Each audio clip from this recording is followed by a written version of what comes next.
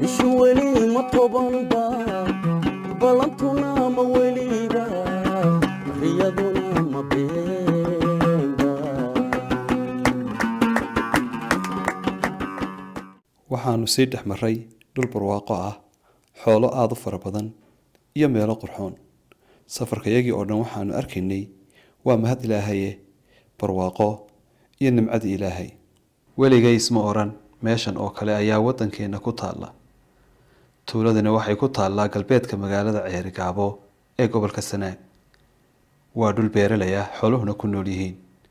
waxay ku dhex taallaa buuro dhexdooda waxaana mara laba durdur oo midna biyo macaan yahay midna biyo qaraadh waxaa loo yaqaanaa jannada ifka magaceeduna waa dayaxa maxamed yuusuf ayaa warbixin dheeraada inaga siinaya iskuulka toga iyo deegaanka oo dhan dayaxa waxa weeye iskuul boarding dayaxa iskuulkan wax la furay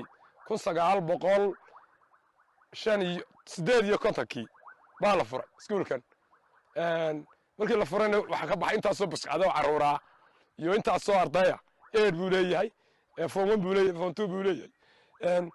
tagu waa biyo wax la yiraahdaa tagan daawud baa leeyahay daawud biyaha macaan weeye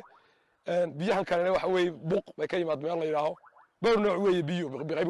waa macaan haddana dee waa dalxiis taga dalxiiska ma garanay mashiinkii baa halkan noo ah biyaha halkaasaanu ka cabnaa tiimanku xagga sare saaran yihiin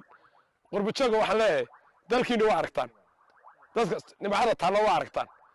kaalaya dalkiina wax ka qabsada oo dalkiina kaalaya dhista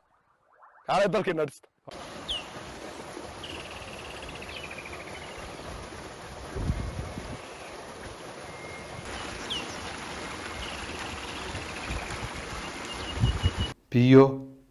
beero buuro togag runtii dayaxa waxay ka mid tahay meelaha ugu qurux badan waddankeena hodanka ah بشولي مطبن با بلانتنا مولي با رياضنا مبين با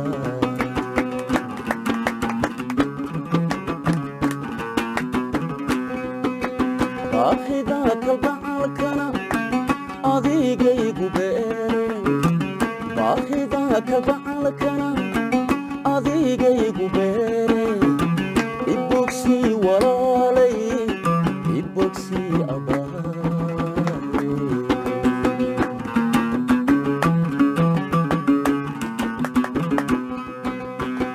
بدو لا إرخبوبا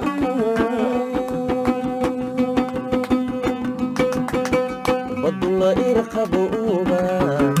يركبوا دبيرا بدو لا إرخبوبا يركبوا دبيرا بقول يوقع عاشقو بيرقول يوين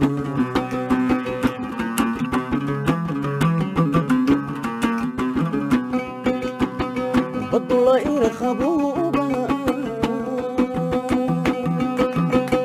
بدو لا يرخبوبا